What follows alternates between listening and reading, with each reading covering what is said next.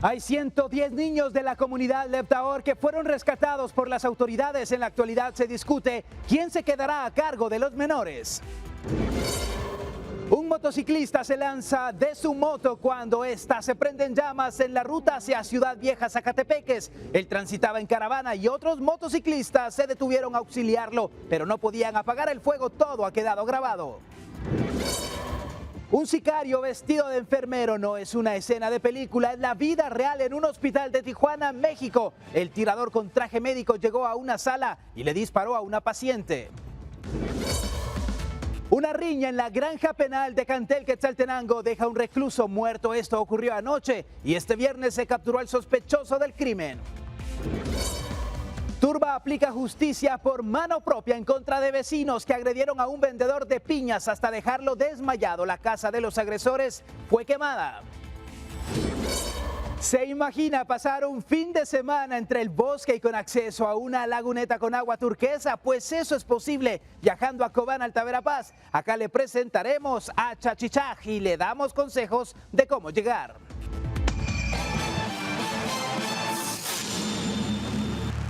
Viernes 23 de mayo, gracias por acompañarnos en Impacto Directo a través de Guatevisión. Soy Alexis Ponce y quiero dar la bienvenida a los panelistas que hoy nos acompañan. Ana Luisa Arévalo, historiadora; Jairón Salguero, comediante; Roxana Sánchez, periodista; y Omar Sosa, fundador de la campaña Guatemala Vive con Valores. Y son más de 60 los menores de la comunidad Leptahor que han sido reubicados por la Procuraduría General de la Nación con recursos familiares idóneos. El proceso continúa en los juzgados para poder resolver la situación legal de 110 menores restantes. Más de 40 procesos legales se han llevado a cabo hasta este momento en el caso Leptahor con el fin de reubicar a más de 100 niños que formaban parte de esta secta para que puedan estar con sus familiares idóneos.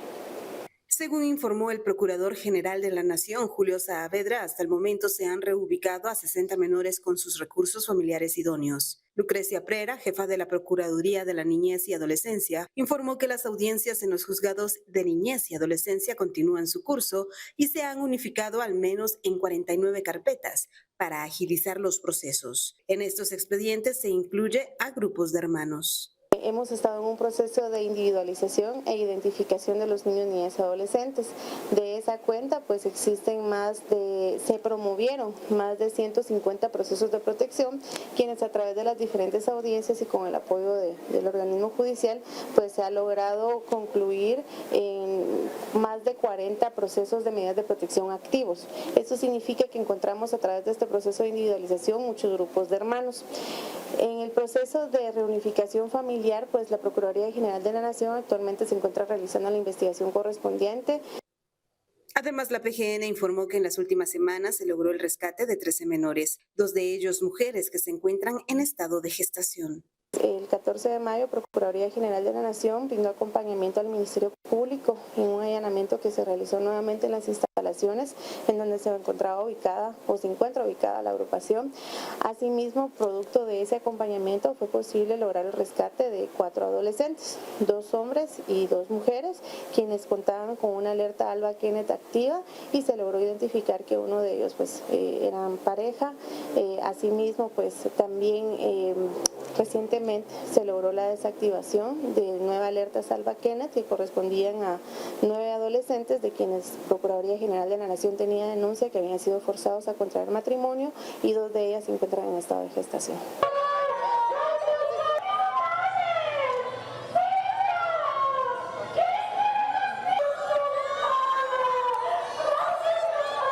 Lucrecia Prera resaltó que durante este proceso legal la PGN no ha podido establecer que los padres sean el recurso familiar idóneo para los niños, niñas y adolescentes, por lo que se busca este refugio en otro país de ser necesario. Con imágenes de Carlos Ochoa, reportó para Impacto Directo, Lourdes Arana. Y obviamente es muy difícil cuando los padres no brindan esas garantías a los niños, Roxana, y no se tiene a un familiar cercano que se pueda hacer responsable. Y este caso de esta comunidad ha sido demasiado complejo. Demasiado complejo porque es una secta y las sectas siempre recurren a este tipo de de métodos, digámoslo así, que realmente doblegan la voluntad de la persona, ¿verdad? Por eso tienes ahí a las madres actuando de una manera que uno se queda sin palabras, a los padres también, pero es por el proceso de adoctrinamiento que reciben. Durante el proceso, me acuerdo, el año pasado vinieron unos rabinos de Israel para verificar y dejar claro que esta gente no practicaba el judaísmo, y hablaron del daño que se le había hecho a estos niños. Y puede buscársele, tal vez en Israel, la comunidad judía aquí, hay rabinos aquí que puedan encontrar hogares idóneos para estos niños. Y el mayor problema, Omar, es que estos niños han sido adoctrinados. Vimos los casos en los cuales ellos se enfrentaban a las autoridades, no recibían alimentos y otro tipo de situaciones que los vuelve, en este caso, vulnerables ante todo. Mira, lo que me duele realmente mucho y me duele acá, en lo más profundo de mi corazón, es el daño emocional que se le hace precisamente a estos niños.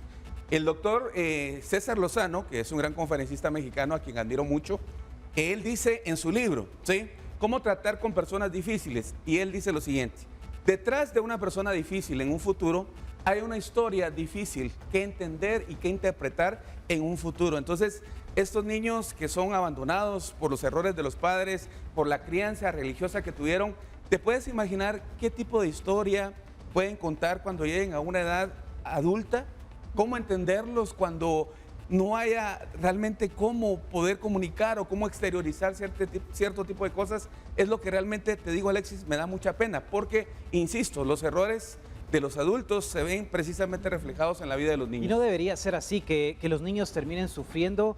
Y con todo esto que hemos visto desde hace varios meses, Ana Luisa, que no es solamente el tema de respetar la creencia que tenga esta comunidad o esta secta, sino que también se ha evidenciado las violaciones que han sufrido en sus derechos varios de estos menores de edad. Sí, una de las características de las sectas es que muchas de ellas tienen un componente sexual muy fuerte. En este caso, las mujeres tienen muy poca decisión, por eso las vemos pidiendo en un idioma extranjero, de una forma que no va a solucionar nada. Pobres, de verdad, a mí me da mucha pena porque son sus hijos, no es un asunto de, ay, estas mujeres que se ven raras y así. Dicho eso, yo creo que aquí lo que pasa y forma es hacer un protocolo de acción.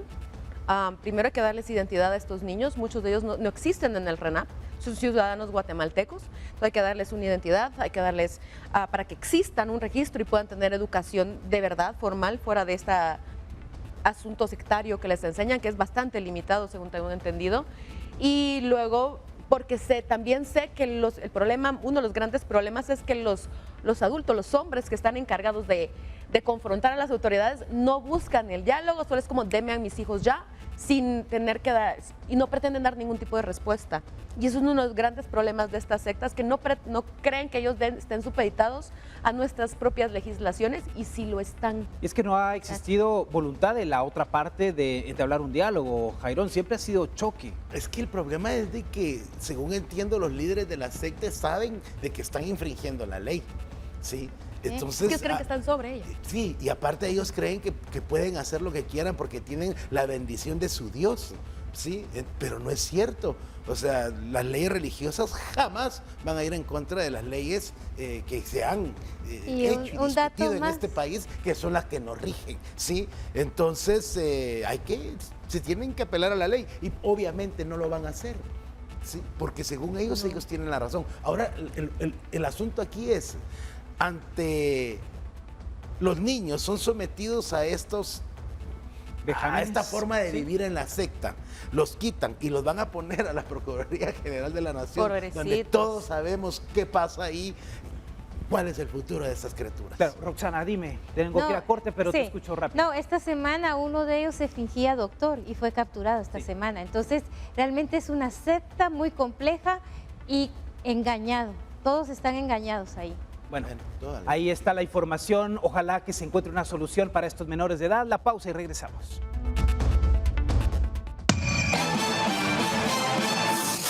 Y ahora le mostramos este caso que está causando preocupación. En el video se observa que un motociclista conduce en la Ruta Nacional 14 y avanza en dirección a Ciudad Vieja, Zacatepeques, cuando de pronto se incendia la motocicleta. Ahí tenemos las imágenes y el seguimiento. Vea lo que ocurre en segundos. Esta motocicleta en la parte trasera arde en llamas. Son imágenes impresionantes y vemos ahí cómo el conductor que lleva la cámara se baja de la motocicleta, auxilia al afectado. Otros motociclistas se bajan y se estacionan a la orilla de la ruta para tratar de ayudar al afectado, y para ello recogen tierra, la lanzan a la motocicleta hasta que el fuego se apaga. Este caso pone sobre la mesa la importancia de contar con el equipo de emergencia adecuado para responder ante este tipo de incidentes, pero también surge la duda, ¿cómo es posible que se pudo incendiar la motocicleta, Roxana? Mira, no sé mucho de mecánica, pero para que haya provocado fuego, mi deducción simple es que hubo una fuga de combustible, ¿verdad? Y el calor que ahorita estamos viviendo, más el calor que llevaba el motor de la moto, pudo provocar este Un incendio. cortocircuito también puede ser posible, o más. Claro, claro, pero mira, ante todo la responsabilidad. Porque cuando nosotros nos subimos a un vehículo tenemos que tener la responsabilidad del mantenimiento y la prevención del mismo. Hay algo que es clave dentro de este segmento. Mira, muchos le modifican lo que es el escape. Y cuando a un vehículo se le modifica el escape, quiere decir que la combustión ya no es la misma. Puede haber sido una chispa, puede haber sido mucha fuerza, pero realmente, como te digo, cambiamos la responsabilidad por la temeridad. Entonces, ¿cuál es el resultado? Pues este tipo de situaciones. Son casos de verdad muy curiosos, Ana Luisa. Incendios de esta naturaleza casi no se ven. No, es rarísimo. A mí me resulta, bueno, yo tampoco sé nada de mecánica o de motociclismo en general, pero yo podría decir que ahora creo que hay un auge entre, no solo hombres, muchos hombres y mujeres les han agarrado esto de hacer motociclismo como una actividad de fin de semana. Creo que es bueno informarnos en riesgos y todo lo que puede pasar, porque, o sea, comprarte el traje y la moto no necesariamente te da la experiencia y el conocimiento. Eso es lo que yo les podría decir. ¿En lo demás?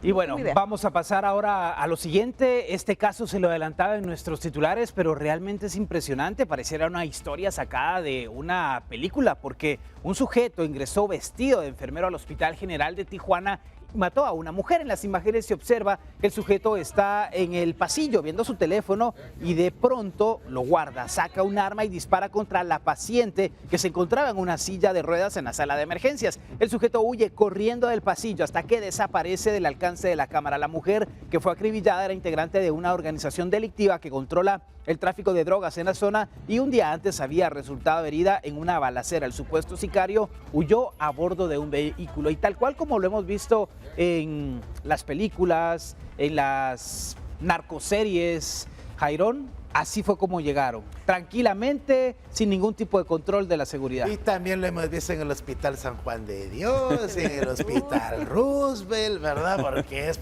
parte. Y la señora era una delincuente, le querían acabar con su vida, no pudieron y llegaron, ¿verdad? Eso, y ahora el problema aquí es la seguridad del hospital, ¿verdad? Porque hay áreas restringidas, pues, totalmente, donde tenés que contar con un carnet para poder entrar, no sé. En fin, pan para tu matate para las autoridades de los hospitales públicos de nuestro país. La corrupción, obviamente, el dinero que se mueve bajo la mesa para lograr esas autorizaciones e ingresar como Juan por su casa. Sí, acuérdate que, bueno, todos sabemos que a las instituciones de Guatemala no necesariamente se entra por probidad o por conocimiento. ¿Y sabes qué me pienso?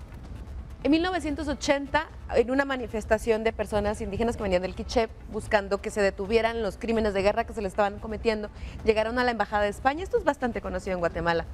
Y el ejército subió y los quemó a todos, incluso a personal de la embajada. Una persona sobrevivió y lo llevaron con quemaduras al hospital. Del hospital lo sustrajeron, lo mataron y lo fueron a tirar enfrente de la San Carlos. Esto fue en tiempo de guerra. Se supone que estamos en tiempos de paz, en democracia. En ambos casos es completamente reprobable, pero seguimos viviendo en un entorno de violencia, no declarado como conflicto, pero diariamente normalizado. Claro, y es que hay una guerra muy clara en territorio mexicano. Lo han declarado estas organizaciones delictivas y acá es una muestra de que silenciaron o ajustaron cuentas en contra de alguien, Roxana. Cualquiera de las dos cosas, pero la persona que asesinó, porque es un asesino, yo no sé por qué insisten en llamarlo sicario, como que tuvieran un título de honor y realmente son asesinos. Tuvo que haber conseguido el uniforme, porque si comparas, justamente tiene el mismo uniforme de los enfermeros. O sea, tuvo que haber tenido un contacto Ahí hay toda una estrategia y se planificó rápidamente para, no sé si realmente la señora sobrevivió, ¿verdad? Porque yo miro que la llevan ahí, pero de nuevo, ella tenía que enfrentar la ley, ella tenía que enfrentar la justicia, no de esta manera. Y ahí está la historia de lo que ha ocurrido en México y regresamos a territorio guatemalteco porque un presunto robacarros fue atacado a balazos en la colonia La Reformita, en la zona 2. El sujeto llevaba una pistola de juguete con la que intentó cometer el crimen según el reporte de Policía Nacional Civil. El hombre tiene varios antecedentes criminales. Ya a la escena del crimen llegó la madre del fallecido para identificarlo y fue capturada porque tenía una orden de captura vigente. Este hecho también ha sido compartido y comentado por el ministro de Gobernación Francisco Jiménez, en donde menciona precisamente este hecho, donde llegó la mamá y lo cataloga como delincuencia intergeneracional, Omar. Sí, mira, lo triste acá es de que para ninguno de nosotros es secreto que prácticamente La Reformita es un área peligrosa de hace más de 20, 30 años. O sea, yo ya sufrí el robo de un vehículo ahí hace mucho tiempo en La Reformita precisamente y seguimos hablando prácticamente de lo mismo. Era como te decía, qué rico es comerse un pan con frijoles, pero aquí en Guatemala es pan con lo mismo todos los días. Y lo triste es que identifican los lugares y dónde está la estrategia de seguridad para combatir precisamente esas áreas que son catalogadas de altísimo riesgo. Áreas que se han dejado en el olvido y que se ha permitido que gane en terreno y que esté copado por estas organizaciones criminales. Pero apoyo lo que dijo Omar, es por falta de una estrategia de seguridad. Aquí no hay una estrategia de seguridad establecida, vamos a hacer esto, vamos a empezar por áreas.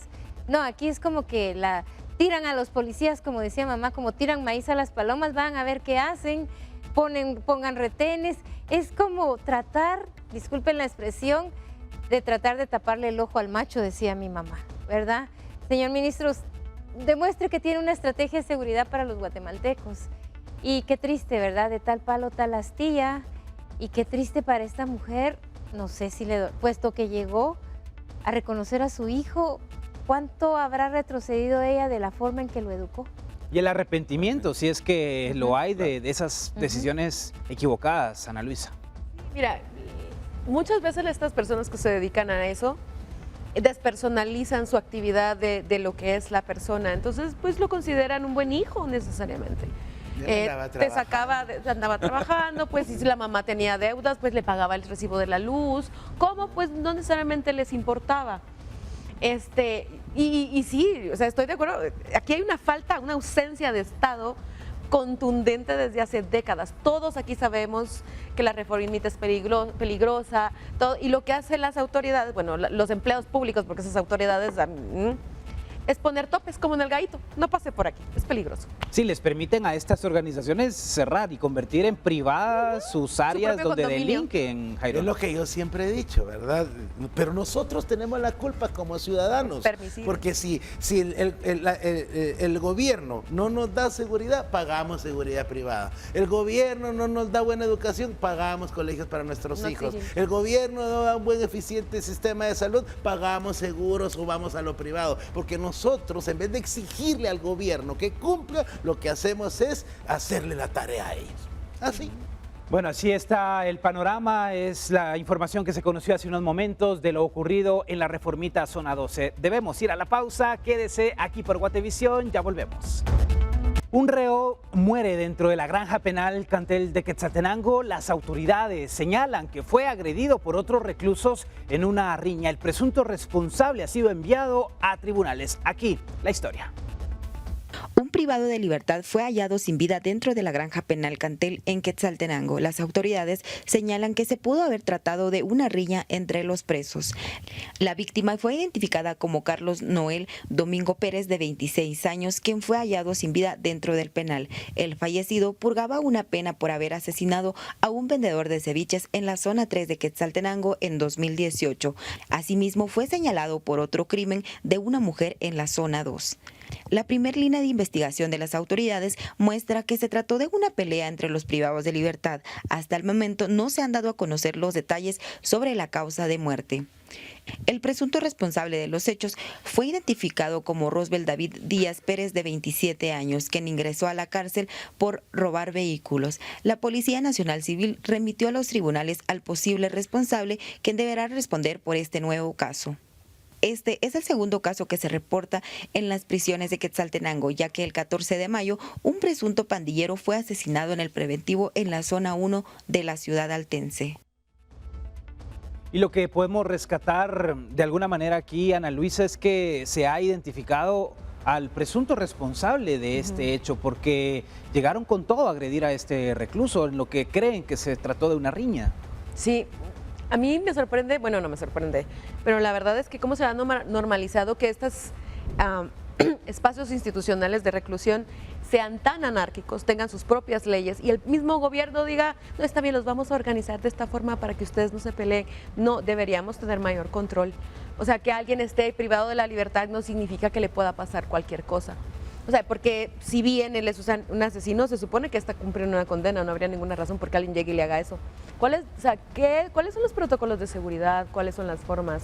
Y no es como decir, no, los derechos humanos solo para a las personas que están en la cárcel, sino que esto pasa todo el tiempo, de que encuentran mujeres, animales con droga, o sea, todo es un circo muy extraño que se tolera muy tranquilamente en todos los gobiernos. Y aquí hablamos de la seguridad, pero si profundizamos con la rehabilitación, que obviamente no ocurre en las cárceles. Eso en nuestras cárceles no hay. Es escuela del crimen. No hay, eso es escuela del crimen. Pero desde el hecho de que Roxana Valdetti salga todas las noches feliz a su casa, porque es solo presa de día, ¿verdad? O sea, y hasta que la prensa lo dice, la gente se da cuenta, ¿qué no más pasará en las cárceles?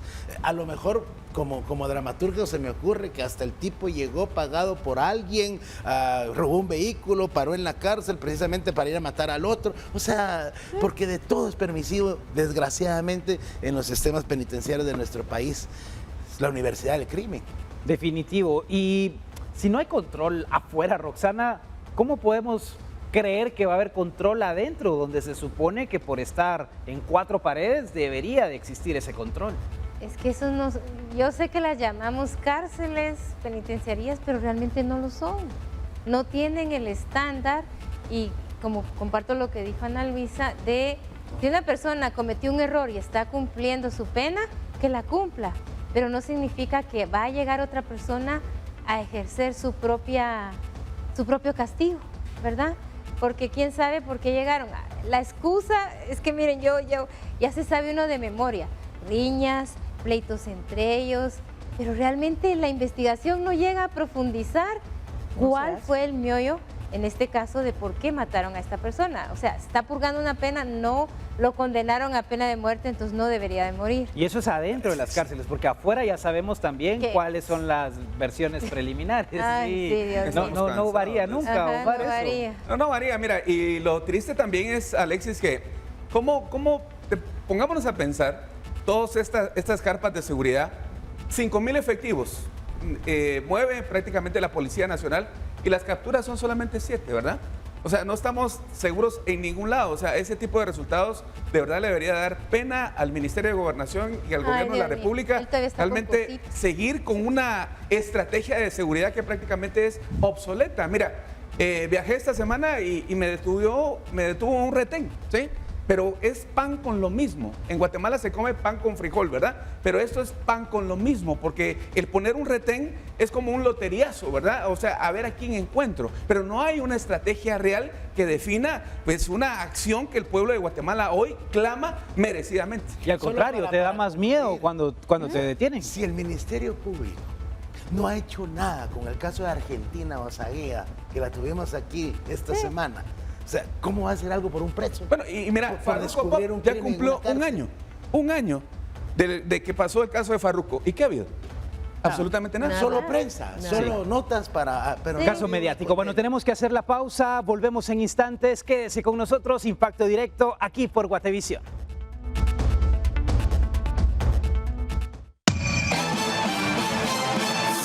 Y la muerte de Valeria Márquez, la creadora de contenido que fue asesinada durante una transmisión en vivo, ha conmocionado a todo México, también a nivel mundial. Y ahora una cantautora mexicana ha creado un corrido para honrar la memoria de Márquez. A continuación, los detalles. Ay, Valeria, tu brillo no muere, en el cielo tu alma se pierde. Feminicidio, grito que truena, justicia. que el culpable no duerma. A 10 días del asesinato de la influencer Valeria Márquez, una cantautora de redes sociales creó un corrido llamado El Último Live. Allí narra la historia de Valeria, su ascenso en las redes sociales y la forma en que le fue arrebatada la vida, al igual que sus sueños. En plena transmisión su voz se quebró, algo no está bien, su miedo mostró. 3 balas certeras su vida apagaron, el pueblo en shock, sus fans lloraron. La canción fue creada por Valeria Yescas, una cantautora de redes sociales que cuenta con casi 2 millones de seguidores en TikTok. La canción, además de rendir honor a Valeria, recuerda el horror que las mujeres viven en México y es un llamado a la justicia por todas las víctimas de feminicidio. Valeria Márquez, tu nombre se canta en corridos y redes, tu fuerza se levanta, no te olvidaremos, tu luz seguirá en cada transmisión, tu voz vivirá. Para Impacto Directo, Ginny Sogben. No muere, en el cielo tu alma se pierde. ¿Un corrido para honrar la memoria, para exigir justicia o un corrido para ganar seguidores y viralizarse, Jairón? Yo lo que opino de esta nota es de que, por ejemplo, en Guatemala hay artistas más importantes y gente haciendo muchas cosas en Guate a los que no le damos espacio, ni en los medios, ni en las redes. Y estas noticias pues le dan y le dan y le dan y le dan y que de verdad no dejan absolutamente nada bueno para el alma. La viralización de contenidos, de temas que son tendencia y que puedo llegar a ser tendencia. Más de 2 millones de seguidores tiene esta cantante y ahora podría incrementar con este corrido. Seguramente, digamos, no dudaría que ese es básicamente el objetivo, montarse en la ola. Y como México tiene bueno, en toda Latinoamérica, porque ahorita hay un caso espejo básicamente que sucedió en Colombia, las personas hemos banalizado ya, mucha gente que sigue este tipo de música ha banalizado la muerte, los hechos violentos. De hecho, muchos de los corridos tumbados, su base se sostienen en apologías a la violencia. Entonces, claro, la deshumanización, el desapego a esto tan triste que sucedió y ver cómo se hace economía con eso es bastante normal ya. Sí, y eso es lo malo, que este tipo de cosas se normalizan, ¿no? Y ¿qué te pareció el ritmo, Roxana? Contagiosa. Ay, esto es malo, ¿verdad? Te estaba viendo ahí ya queriendo moverte un poquito, ¿no? No, es mentira. No, yo sé, yo siempre respeto el gusto de cada uno. Lo que pasa es que no es mi gusto, ¿verdad? Mira, no sé si ella está lucrando con la muerte de esta muchacha. Y el problema de los corridos ahorita está muy de boga porque hay corridos que han prohibido, especialmente cuando ya lo vimos, ¿verdad? Sacan las imágenes de los narcotraficantes. Pero si quieren una canción con un poco más de profundidad, yo les recomiendo que busquen en YouTube. Se llama Malo y es de la cantante española Bebe. Ese sí tiene realmente un contenido y no es el lamento doloroso y aceptable de la muerte de esta muchacha. Yo pensé que corridos nos ibas a Ay, recomendar Dios, también. no. Estábamos apuntando, Mar. Claro, No, estaba pegajoso. búsquela. Y ese ritmo sí me gusta, si quieren saber qué ritmo me gusta. Lo vamos a buscar. Vamos a buscar, Roxana. Vale. Mira, a mí me suena interesante que se clame justicia. Definitivamente hay que hacerlo. Pero el nombre de la melodía me llama la atención porque fue prácticamente su último en vivo. Y cuando hoy los jóvenes graban su último en vivo, quiere decir que están transmitiendo en tiempo real ubicación, datos personales, qué comen, qué hacen y toda su vida. Entonces, a cómo se vive la seguridad hoy, no solamente en Guatemala, en México y en muchos países de Latinoamérica, hay que tener cuidado con ese tipo de situaciones jóvenes, de contarles realmente su vida, pasión y muerte prácticamente a medio mundo, ¿verdad? Esa precaución que debemos de tener, Roxana, a pesar de los casos que hemos visto, seguimos siendo imprudentes, diría yo, publicando ciertas cosas. Es ese famoso "a mí no me va a pasar" y la gente cae en eso, ¿verdad? Acabo de ver la noticia de una niña de 12 años en España que lo contactaron y todo, y cuando ella llegó a reunirse con la persona era un adulto. La secuestró, la violó y la usó y la prostituyó. Hasta que la niña pudo escapar e ir a contar la historia. Y fue por Facebook. O sea, yo de verdad quisiera que la gente se le quedara eso en la cabecita de no entrar en ese tipo de detalles en las redes sociales. Es terrible, no sabes dónde vas a ir a parar. Una niña de 12 años prostituida y abusada y usaba las violaciones que hacían otros adultos y él mismo para pornografía infantil. Wow, increíble caso. Bueno, de esta manera nosotros hacemos la pausa aquí en Impacto Directo. Quédese con nosotros, volvemos en instantes.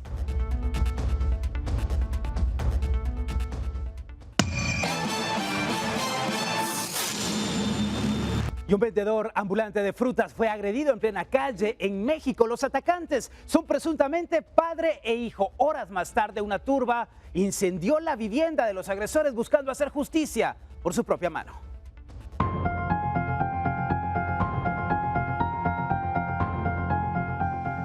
Misael, un vendedor ambulante de frutas, fue agredido por dos sujetos en plena calle, presuntamente padre e hijo, dueños de un local cercano. El hecho ocurrió en México. Vecinos que presenciaron el incidente relataron a medios locales que los agresores arremetieron contra Misael porque su puesto de frutas supuestamente obstruía el estacionamiento y la visibilidad de su negocio. Un video captó el momento en que los dos hombres, junto a una mujer, sostienen una acalorada discusión con Misael. La mujer, que es familiar de los dos hombres, intenta mediar la situación sin obtener resultados. El hombre de mayor edad se acerca a Misael y forcejea con él. En ese momento, su hijo lo toma por el cuello e intenta estrangularlo mientras es golpeado en el rostro. En las imágenes también se observa cuando el joven cae, se golpea la cabeza en la banqueta y queda inconsciente en la vía pública. El caso provocó que vecinos se indignaran y tomaran justicia por su propia mano. Horas más tarde, una turba enardecida incendió un automóvil y la casa de los supuestos responsables. Más de 50 policías municipales acudieron al lugar del incidente y lanzaron disparos al aire para dispersar a la multitud.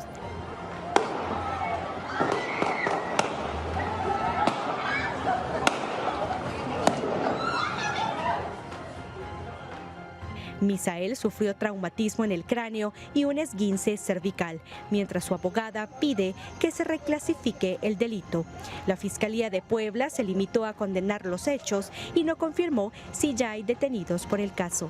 Para Impacto Directo, Ginny Sofme. Y a todas luces un acto cobarde la manera vil en la que es atacado este joven, por lo que ellos consideran que era un obstáculo a la visibilidad del negocio. Roxana, por favor. Mira, ahí es cuando tú ves que las personas se creen dueñas de la calle, decimos aquí en Guatemala, ¿verdad? Y estas personas, eso fue lo que han de haber pensado. Se nota que son personas tendientes a la violencia y luego, ahorita han de haber pensado, le debimos de haber hecho caso a la señora que estaba ahí, ¿verdad? Pero también, míralo, se cumple. Ellos fueron violentos y la población completa reaccionó a violencia, lo que siempre se dice. Violencia siempre genera más violencia, ¿verdad? Y no son dueños de la calle y era una persona que estaba ganando sus centavos honradamente, así que es terrible ver y cómo lo agarraron y cómo lo dejan tirado con esa hazaña. No les importó dejarlo inconsciente en la calle. Se pudieron buscar otros mecanismos y acá llama la atención algo, Omar, de lo que hemos platicado en otros programas, el ejemplo de padre a hijo. Claro. Definitivamente no, o sea, nada es tan contagioso como el ejemplo, ¿verdad? Porque si en este caso, por ejemplo, el papá hubiera tenido un acto prudente, es decir, sabe reconocer lo bueno y lo malo, pero identifica el daño, ¿sí? Quiere decir que el hijo va a vivir otros dos valores más, que es precisamente la serenidad y la calma para tomar una decisión. Y sobre todo no hacerle daño al prójimo, que en este caso pues estaba ganando honradamente la vida.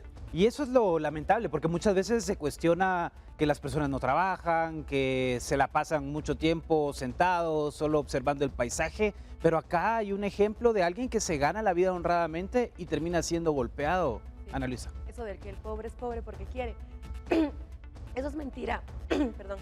Y fíjate que en México parece que hay como una tendencia a que las personas hacen justicia por mano propia, porque yo no sé si Consuelo Porras tendrá una sucursal allá, pero la capacidad de los mexicanos de obtener justicia es muy similar a la nuestra, casi inexistente. Entonces hemos visto hace pocas semanas a un señor haciendo un acto de racismo y discriminación, hecho a una persona que estaba comiendo afuera de su casa, y pasaron días haciéndole bulla, o sea, hostigándolo.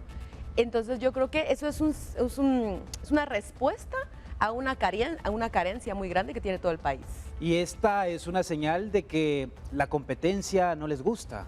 No quieren que alguien venga y que también pueda ofrecer sus productos, Bueno, Jairo. es que también hay cosas para eso, ¿no? O sea, yo pago un local, pago impuestos, tararara, y viene la economía informal y me pone un negocio enfrente donde no paga local, donde no paga impuestos. Bueno, sí paga. Hay un desbalance en ese sentido, pero eso no es motivo para llegar a la violencia, ¿verdad? Uno, dos.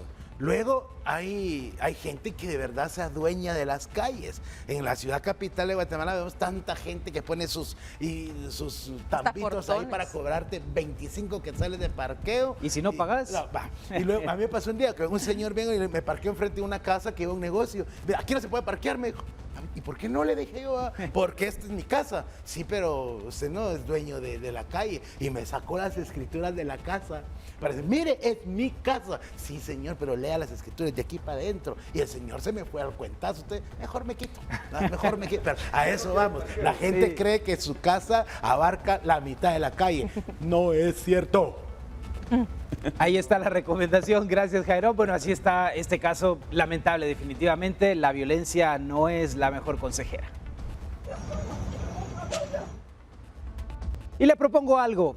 Vayámonos de viaje, sí, vamos a conocer imágenes, particularidades de un destino maravilloso aquí en Guatemala. Nos acompaña José Manuel García, creador de contenido especializado en viajes y de Chepito GT. Él nos va a platicar acerca de este viaje que ha realizado a un lugar increíble. Así que, Chepito, bienvenido a Impacto Directo, gracias por estar con nosotros. Buenas noches. Buenas noches, muchísimas gracias por la invitación, encantadísimo de estar acá en Impacto Directo. Y pues, como decís, nos vamos de viaje. Bueno, Chepito, visitaste la reserva Chachichaj en Cobán, Alta Verapaz. ¿Qué nos puedes contar de esta reserva? Es un paraíso, como lo podemos ver en pantalla, definitivamente uno llega ahí y te desconectas totalmente de todo. Ahí se van los problemas, ahí se va todo y pues, ¿qué más? A pasársela bien, porque Guatemala tiene lugares hermosos, entonces, pues es un destino que no es muy conocido, ¿verdad? Realmente no muchos lo conocen y vale la pena, no está tan lejos del centro de Cobán. Desconectarnos después de ver toda esa violencia en las imágenes que compartimos hace unos momentos nos ayuda mucho. ¿A qué distancia está de Cobán, Alta Verapaz, Chachichaj? Del centro de Cobán estamos a 40 minutos aproximadamente. ¿Carretera? La carretera está nítida, la verdad es que está en muy buen estado y luego un tramo de terracería de buen estado, digamos, ¿verdad? No puede ingresar cualquier vehículo de aproximadamente 15 minutos. Entonces, en cuestión de una hora, ¿verdad? Así tranquilos podemos estar en esta hermosa reserva. En Chachichaj, ¿qué tengo en cuanto a servicios? ¿Hay alimentos, hospedaje o debo llegar preparado? Me ha impresionado que tienen hospedaje en la finca, entonces la verdad es que podemos llegar, ¿verdad? Y creo que vale la pena. Hay una opción de poder acampar también, entonces restaurantes sí no hay, entonces recomendable llevar su propia comida. Es un lugar donde pueden llegar con toda la familia. Dato de vital importancia, chequear el clima porque la laguna en cierta temporada del año se seca un poco, entonces no es la misma experiencia, ¿verdad? Entonces claro. Recomiendo antes de Semana Santa los primeros meses o más o menos chequear, ¿verdad? ¿Cuál es la mejor temporada? Pero definitivamente vale Hay que llevar los panitos. Entonces, Jairón, ¿ya conoces Chachichaj? Sí, conocí, es un lugar muy lindo, un paraíso. Yo fui más o menos cuando empieza la época, después de la época, empieza la época seca, a finales de noviembre, que el frío es más rico y ya el agua ya está más limpia en esa época. Sí, incluso el agua es fríísima, o sea, realmente ir preparado, ¿verdad? Pero yo fui en Semana Santa y el calorcito me cayó súper bien entrar a la laguna, ¿verdad? Siempre con las precauciones. Yo llevaba mi pato por ahí, salen las fotos el pato con una cara especial, pero realmente es un paraíso. Ahí sí que invitar a todos, ¿verdad? Que recorramos Guatemala, que tenemos... Para el frío, el pato es un buen compañero. Sí, seguramente, al agua pato. O sea, al agua pato. Omar también conoce toda Guatemala, Omar, bueno, Chachichaj. ¿Ya has visitado este lugar? De Cobán, buscando Chisec, ¿verdad? Precisamente. Exactamente. Sí, exactamente. Hemos tenido la oportunidad. Mira, es fabuloso la tierra de Carlos V, ¿verdad? Que él la llamó la ciudad imperial. Pero no solamente de Carlos V, sino que también de Manuel de Jesús Tot, ¿verdad? Que allá por la época de los años 1800, pues fue un gran líder indígena.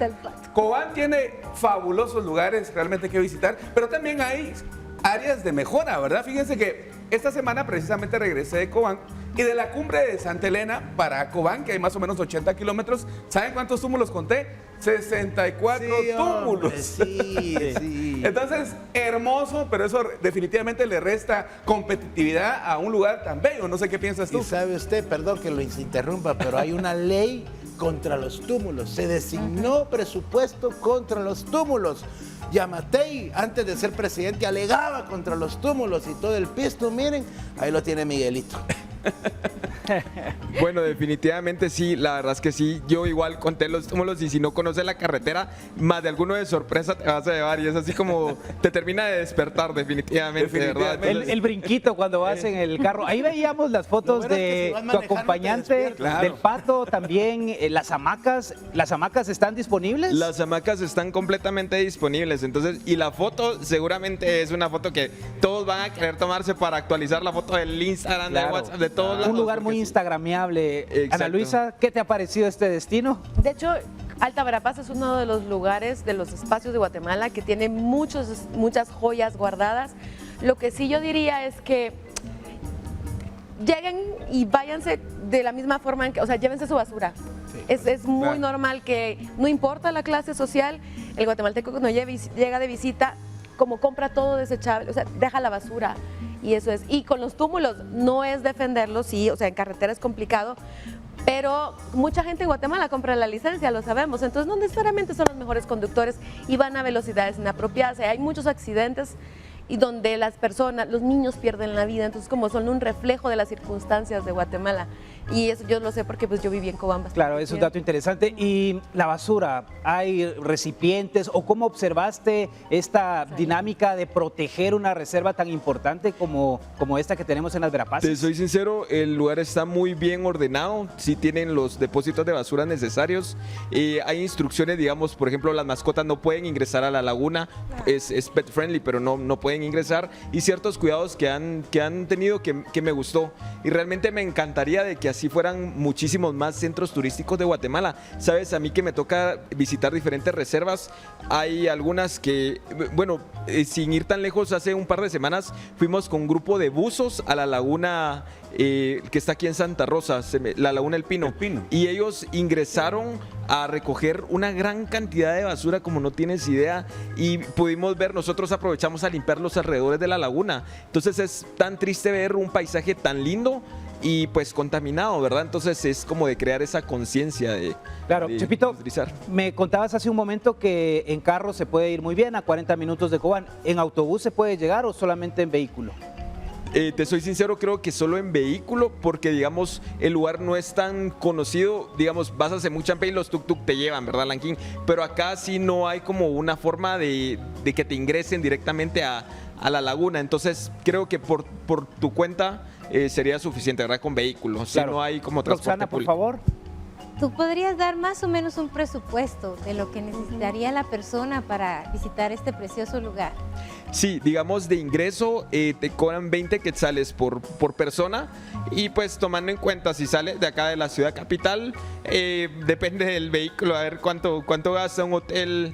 Digamos, para una pareja podemos decir que visitando esta reserva, quedándome en Cobán o ahí mismo, tal vez con entre 700, 1000 quetzales, podemos decir que una pareja estaría bien un fin de semana para disfrutar de estas maravillas de Cobán. José Manuel, ¿cómo te encontramos en tus redes para seguir tu contenido y disfrutar de estos paisajes? Muchas gracias. Y ver al pato. ¿Qué van? Ver al pato, dice. Y el pato. Sí, todos me dicen yo quiero ese pato, definitivamente. Sí, está muy bonito. Listo, me encuentran en Instagram como Chepito GT y en TikTok como Chepito Te Informa. Bueno, muchísimas gracias a José Manuel García por acompañarnos aquí en Impacto Directo, más conocido como Chepito GT. Gracias a usted, a nuestros panelistas, a Roxana Sánchez, periodista, a Omar Sosa, fundador de la campaña Guatemala Vive con Valores, Ana Luisa Arévalo, historiadora, y Jairón Salguero, comediante. Soy Alexis Ponce, la mejor de las noches, un excelente viernes y un mejor fin de semana. Nos encontramos nuevamente el lunes a las 7 de la noche aquí por Guatevisión. Pásela muy bien.